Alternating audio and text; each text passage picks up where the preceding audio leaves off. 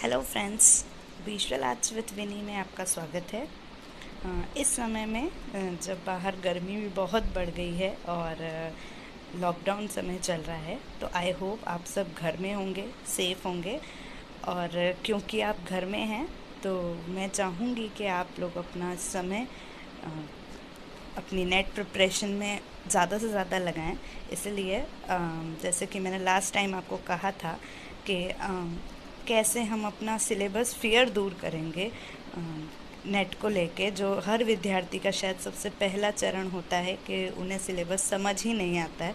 इतना बड़ा, इतना वास्ट सिलेबस देख के ही वो घबरा जाते हैं। तो उसको हम कैसे साधारण तरीके से देखेंगे, वो आज की इस वीडियो में मैं आपको बताऊंगी। तो शुरू करने से पहले मैं आपको याद दिलाना चाहूँगी कि अगर अभी तक आपने मेरा ये चैनल सब्सक्राइब नहीं किया है तो प्लीज़ प्लीज़ इसे सब्सक्राइब कीजिए, क्योंकि आने वाले ट्यूटोरियल्स जो टॉपिक वाइज रहेंगे वो भी आप तक पहुंच जाएंगे अगर आप इस चैनल को सब्सक्राइब करेंगे। तो आइए देखते हैं, शुरू करते हैं। सबसे पहले अगर आप बिगिनर्स हैं, इसलिए मैं एकदम बेसिक से लेके आई हूँ कि यूजीसी नेट का पेपर पैटर्न क्या होता है। हमें फर्स्ट पेपर होता है जो जनरल क्वेश्चंस का रहता है, जिसमें 10-15 तरह के टॉपिक्स रहते हैं: teaching aptitude, research aptitude, higher education, XYZ, mathematical reasonings etcetera. तो वो 50 क्वेश्चंस आते हैं जिसके मार्क्स मैक्सिमम मार्क्स 100 होते हैं। नेक्स्ट जो हम पेपर सेकेंड पेपर होता है वो हमारा सब्जेक्ट का पेपर रहता है। सब्जेक्ट का पेपर जो दृश्य कला हम प्रिपेयर करना शुरू करने वाले हैं उसका पेपर रहता है। उसके 100 क्वेश्चन रहते हैं टोटल, और एक क्वेश्चन 2 मार्क्स का रहेगा, तो it will be equal to 200 maximum marks. And the total marks इसलिए हमारे उसके हो जाएंगे 300 मार्क्स। 100 मार्क्स का हमारा पेपर 1 रहता है और 200 मार्क्स का हमारा पेपर 2 रहता है। तो आइए देखते हैं। दोस्तों, हम किसी भी सब्जेक्ट के बारे में अगर हम पढ़ते हैं, हम बोलते हैं कि हमें नेट की प्रिपरेशन करनी है, तो हमारे गाइड हमें बोलते हैं, मेंटर गाइड जो भी हों, टीचर्स, वो हमें बोलते हैं कि बेटा फर्स्ट डाउनलोड द सिलेबस लो। तो उनका मतलब ये नहीं रहता है कि सिलेबस बस नेट से डाउनलोड करके अपने पास रख लो। उनका मतलब होता है कि हम उस सिलेबस को कैसे एनालाइज करें, उसको कैसे अपने अनुसार जमाएं, उसे अपने दिमाग में बिठाएं। तो हमारा फर्स्ट चरण ही यही रहेगा किसी भी एग्ज़ाम के लिए कि हम उस सिलेबस को कैसे अपने अनुसार जमाएं। तो ये सिलेबस आप देख पा रहे होंगे, ये विश्वविद्यालय की साइट विश्वविद्यालय अनुदान आयोग नेट ब्यूरो द्वारा यूजीसी नेट की साइट पे अवेलेबल रहते हैं सब सब्जेक्ट्स के। वहाँ से आपने ये डाउनलोड किया है, हिंदी इंग्लिश दोनों में है। अगर आपको साइट से नहीं मिल रहा है तो मेरे डिस्क्रिप्शन बॉक्स में भी इसके लिंक मैंने शेयर करी है, आप उसको भी देख सकते हैं। एंड अगर वो उससे भी नहीं हो रहा है तो टेलीग्राम चैनल से आप हमारे जुड़ें, वो भी, उसकी भी लिंक डिस्क्रिप्शन बॉक्स में दी गई है, जिसमें मैं अपना PDF शेयर कर दूँगी। तो आप उसको आपको ये सिलेबस भी मिल जाएगा। तो इस तरह से हम देख सकते हैं कि टोटल 10 यूनिट्स हैं दृश्य कला की। लेकिन अब ये 10 यूनिट हैं, इसको देख के आपको घबराने की बिल्कुल ज़रूरत नहीं है। हम देखते हैं कि कैसे हम उस पूरे पाठ्यक्रम को जमाएं। तो देखें, सबसे पहले उसको हमें प्रमुख श्रेणियों में डिवाइड करना होगा। देखिए, आप बिल्कुल ना सोचें कि अगर हम नेट की प्रिपरेशन कर रहे हैं दैट मीन्स हम लोग PG हैं, हमने पोस्ट ग्रेजुएट किया हुआ है, पोस्ट ग्रेजुएट के सब्जेक्ट्स पढ़े हैं। तो भले आपने MA किया हो, MFA किया हो, उन सब में हमारा ये सब्जेक्ट्स ज़रूर आए हैं। तो मैं वही बताना चाह रही हूँ कि उस 10 यूनिट्स को हम कैसे अपने मेन सब्जेक्ट्स में डिवाइड करा है हमने। तो सबसे पहले हम देखते हैं कला का इतिहास, कला समीक्षा, कला के मूल तत्व, ग्राफिक्स, विज्ञापन, छायाचित्र, भारतीय लोक कला, सिनेमा, नृत्य एवं संगीत और कला केंद्र। इन टॉपिक्स में मैंने उसको डिवाइड किया है। देखिए, मैं ये नहीं कहती कि ऐसा ही करना है, ये मैंने अपने अनुसार डिवीज़न दिया है। आपको अगर इससे कुछ बेटर भी लगता हो तो आप वो भी कर सकते हैं, लेकिन मैं एक तरीका बता रही हूँ कि इस तरह से अगर हम उस चीज़ को तोड़ेंगे तो वो हमारे लिए पढ़ना बहुत ईजी होगा। तो आइए अब डिटेल में देखते हैं कि कला का इतिहास मतलब जैसे एक एक बुक्स हैं उसको हमको कैसे पढ़ना है। कला के इतिहास में हम जानते हैं, देखिए ये बहुत बड़ा वेटेज कवर करता है नेट की एग्ज़ाम में, मैं बार बार कह रही हूँ, क्योंकि हमारे देखते हैं हम कि कला का इतिहास एक बहुत बड़ा सब्जेक्ट है हमारे लिए। तो उसके भी दो तरह से देखा जाता है, एक भारतीय दृष्टि और दूसरा पाश्चात्य दृष्टि यानी कि वेस्टर्न पर्सपेक्टिव।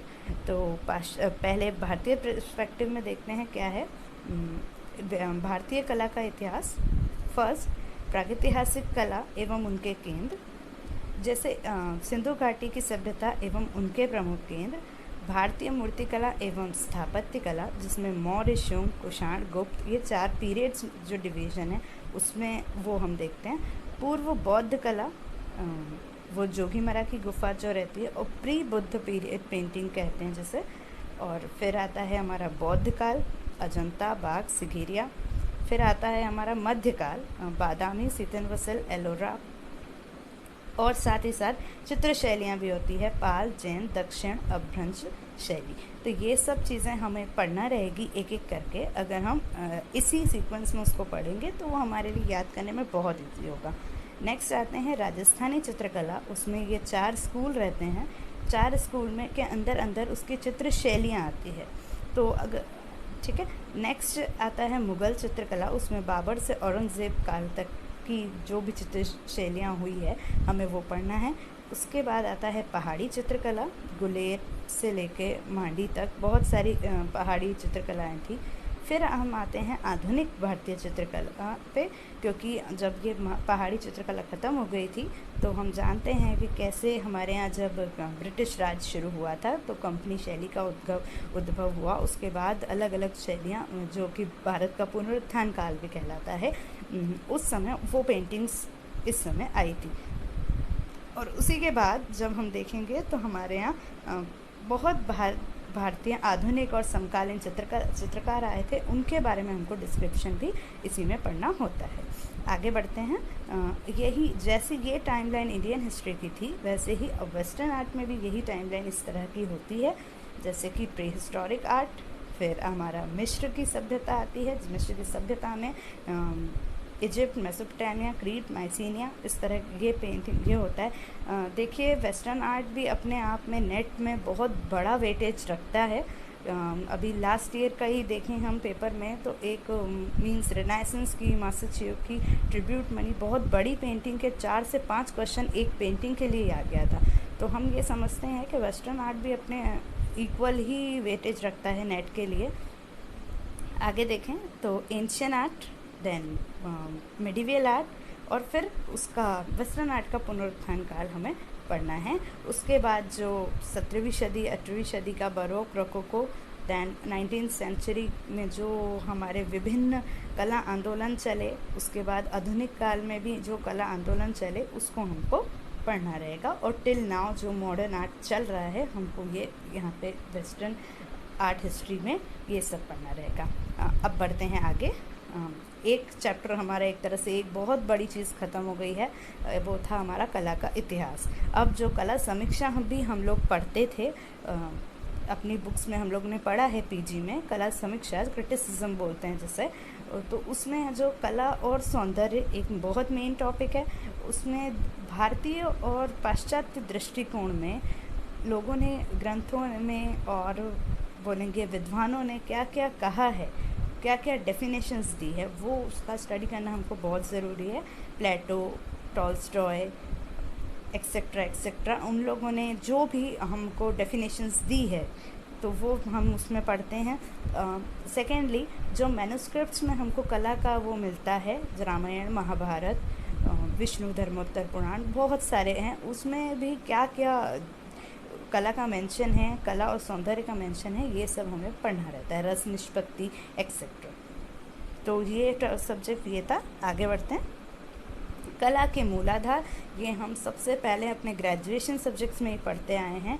ये बहुत इजी टॉपिक है और इससे बहुत स्कोरिंग सब्जेक्ट भी है कि अगर हम इसका बहुत बेसिक्स पढ़ लेंगे तो हमारे बहुत क्वेश्चंस बन जाते हैं।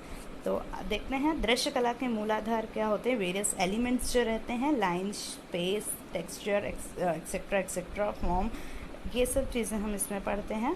उसके बाद थ्योरी है, कॉम्पोजिशंस कैसे करते हैं, पर्सपेक्टिव, ये सब हमको 3D 2D ये सब हमको उसका थोड़ा सा बेसिक डिटेल्स होनी चाहिए। एंड नेक्स्ट माध्यम और तकनीक कि हम चित्रकला, मूर्तिकला, प्रिंटिंग, म्यूरल, ग्राफिक्स, मल्टीमीडिया, इन सब का कितनी तकनीक्स और माध्यम होते हैं, इसको हम एक तरह से प्रैक्टिकल टॉपिक बोलेंगे कि प्रैक्टिकल में भी हमको पता है कि हम कहाँ फ्रेस्को टेक्निक यूज़ होती है, कहाँ म्यूरल होती है, वाटर कलर का कैसा पेपर यूज़ किया जाए और ऑयल में कौन सा पेपर यूज़ किया जाए, बहुत सारी चीज़ें होती है जो हम टेक्निक्स में पढ़ते हैं। दोस्तों टेक्निक्स का मैं ये कहूँगी कि टेक्निक्स में जो ग्राफिक्स होता है, ग्राफिक्स के रिलेटेड जो क्वेश्चन आता है, अभी तक के रिसर्च में मैंने यही पाया है कि ग्राफिक्स से रिलेटेड टेक्निक वाले क्वेश्चन, एक ना एक क्वेश्चन तो ऑलवेज़ आता ही है कि उसकी क्या प्रोसेस रहती है, वो एक क्वेश्चन तो ऑलवेज़ आ ही रहा है। तो हमें ग्राफिक्स की मेन से बोलूँगी कि तकनीक पढ़ने की बहुत ज़रूरत है। आगे आ ही गया, देखिए ग्राफिक्स हम सब जानते हैं, प्रिंट से रिलेटेड चीज़ें भी इसमें आती है, ग्राफिक डिज़ाइन, कंप्यूटर ग्राफिक्स और प्रिंटिंग, इस तरह के ये सब टॉपिक्स हैं इसके कि हम कैसे कंप्यूटर के थ्रू आजकल ग्राफिक्स करते हैं, उसकी क्या प्रोसेस होती है, रिलीफ प्रिंटिंग, स्टेनोग्राफी एक्सेट्रा जो भी, तो वो हम कैसे अलग अलग तकनीकों से हम प्रिंट करते हैं उसको हम पढ़ेंगे, आगे हम ज़रूर पढ़ेंगे उसको। तो वो भी एक बहुत टॉपिक अपने आप में कंटेंट रखता है। आगे विज्ञापन, एडवर्टाइजमेंट, हम एडवर्टाइजमेंट के लिए मैं ये कहूँगी कि हम पढ़ सकते हैं, हम पढ़ेंगे, लेकिन एडवर्टाइजमेंट के लिए हम जितना खुद आज टुडे अटेंटिव रहेंगे, ये एक हमारा एक तरह से बोलेंगे कि लेटेस्ट टॉपिक वाली चीज़ है कि हम खुद डेली एडवर्टाइजमेंट देख रहे हैं, कौन सा लोगो किसका है, कौन सा एक जो पेटेंट नेम होता है वो किसका है। तो ये सब चीज़ें हम हमारे जो क्वेश्चन आती है जैसे, तो वो जैसे दाग अच्छे हैं फॉर द सर्फ एक्सेल, तो ये चीज़ें जो है, ये चीज़ें हमें फुल्ली हम अटेंटिव रहेंगे तभी हमारा स्कोर हो पाएगा। तो ये एडवर्टाइजमेंट है। सेकंड फोटोग्राफी में भी है कि वो कब इन्वेंट हुई, कितने फोटोग्राफर्स हैं आजकल, क्या उससे रिलेटेड क्या चेंज आया इंडियन आर्ट में, वो सब चीज़ों का जो है वो इसमें आता है। आगे बढ़ते हैं, भारतीय लोक कला, सिनेमा, नृत्य एवं संगीत।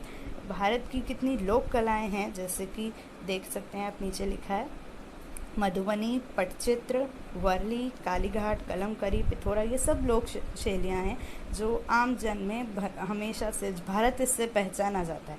तो उसमें कैसा किसका स्टाइल है, कहाँ से वो बिलोंग करती है, ये सब चीज़ें हमें अगर हम लर्न कर रखेंगे तो ये क्वेश्चंस इससे बनते हैं। वैसे ही इंडियन सिनेमा, डांस और म्यूज़िक में भी हम देखेंगे कि उनसे रिलेटेड भी कुछ क्वेश्चंस जो हैं वो हमारे विजुअल आर्ट्स में आया करते हैं।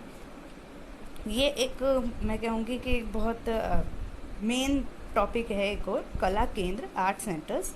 मतलब इसके अंदर हमको कुछ नहीं करना है, ये कोई समझने की चीज़ नहीं है, ये लर्न करने की है। सीधे सीधे हमको टेबल्स बनानी है और देखना है कि कितने मेन आर्ट म्यूज़ियम्स हैं, संग्रहालय, कला संग्रहालय कहाँ कहाँ हैं, कौन सा संग्रहालय किस शहर में बिलोंग करता है, ये आते हैं क्वेश्चंस बहुत। दूसरा, मेन आर्ट ग्रुप्स जो हमारे भारत में आज़ादी से पहले और आज़ादी के बाद जो कला समूह बने उसके बारे में, वो कहाँ के हैं, कितने आर्टिस्ट थे उसमें, वो सब कला केंद्र बने, कला सोसाइटीज़ बनी, एंड बहुत सारे कला महाविद्यालय, कैसे ब्रिटिश के समय से कला महाविद्यालयों की खोज हुई और आज तक कहाँ कहाँ कितने आर्ट स्कूल्स हैं, उस सब चीज़ों की डिटेल अगर हम पढ़ लेंगे तो वो हमारे लिए बहुत ही।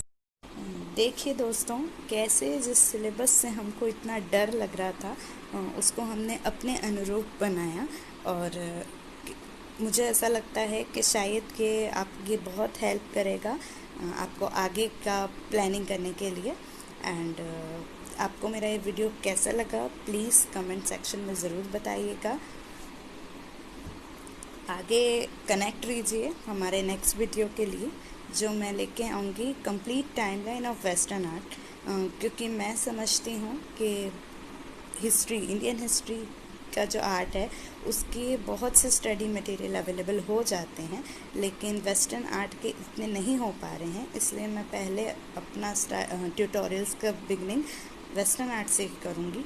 तो उसके लिए ही पहला वीडियो जल्द आएगा, complete timeline of western art. तो please stay connected, stay home, stay safe. Thank you so much.